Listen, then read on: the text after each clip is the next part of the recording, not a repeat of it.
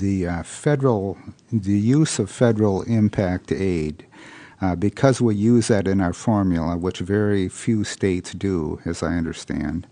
The disparity standard that we set for funding school districts between the richest and the poorest is established by a federal administrative law judge.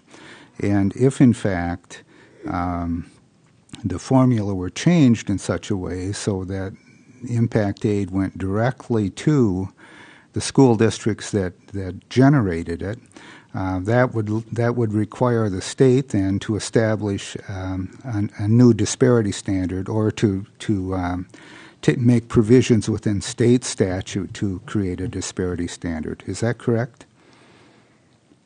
Yes, that is correct. Thank you. Madam Chair. There's somebody else online. Mr. Helcrow? I have a question. Yeah, if you'll speak up just a little bit, please. Certainly. Is this better? Not yet. Try again. How about this? You're getting better. All right. I have a question regarding the cover sheet, the narrative. Under FY 2015, it states that it's anticipated that the basic need will increase approximately $20 million over projections due to changes including increased intensive students. And as we know, that the increase in intensive students has been a real issue for districts over the last several years. So my question is, how much of this $20 million is due to increased intensive needs, and what would the remainder be attributed to?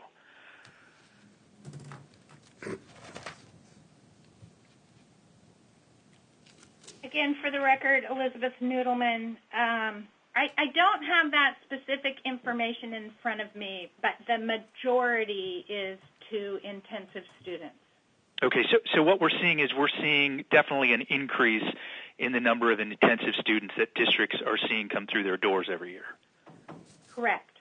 Okay. A follow-up question. I know House Bill 78 has not been reconciled with the October count yet. When do you anticipate that number to be available and to be reconciled? Approximately January, which I guess I keep saying that, and all of a sudden it's going to be January. But I'd have to look at that program. But typically by the end of January, we like to get that data out so people can begin reviewing it. Great. Thank you very much. Thank you, Madam Chair. You're welcome. Do we have any other questions before we move on? Thank you, Elizabeth, and we will move on to the next presentation. And we're ready whenever you are, Elizabeth. Madam Chair, this is Deputy Commissioner Morris again. Do you want us to follow your agenda as it's outlined, or would you like us to hit all the school finance items at the same time? They are sprinkled throughout the agenda, but we can go either approach. The next item would be the SBA scores if you want us to follow the agenda. Why don't we follow the agenda just to kind of keep everybody else on track too? So I'm ready for the SBA scores. Okay. Again, for the record, Les Morris, Deputy Commissioner, Department of Education. I'll just introduce the topic and walk through what is included in these materials. If you're looking for it, because I had somebody ask who was online asking for this, but online it's agenda item number 2, 2014 statewide SBA scores. If you have a hard copy in front of you, at the very top, the title of the document is Spring 2014 Standards-Based Assessments. And I'm just going to walk through the organization of this document so that it makes sense in terms of looking at it. And then I will respond to questions. The way this is organized is it not only gives you the most recent year's scores, but it provides back for 5 years. So you'll see third grade is what the first block is. Then it has the reading scores, and it starts with year 2010 and goes out to year 2014. We give you the count of students that received an advanced or proficient score, and then the percentage, and the count that were below and far below. This does not break it out into the 4 levels of advanced proficient, below proficient, and far below proficient. Otherwise, I did not know how to give you a summary document. If that's something of interest to you, we can get it. This just breaks out basically those students proficient and those students not proficient.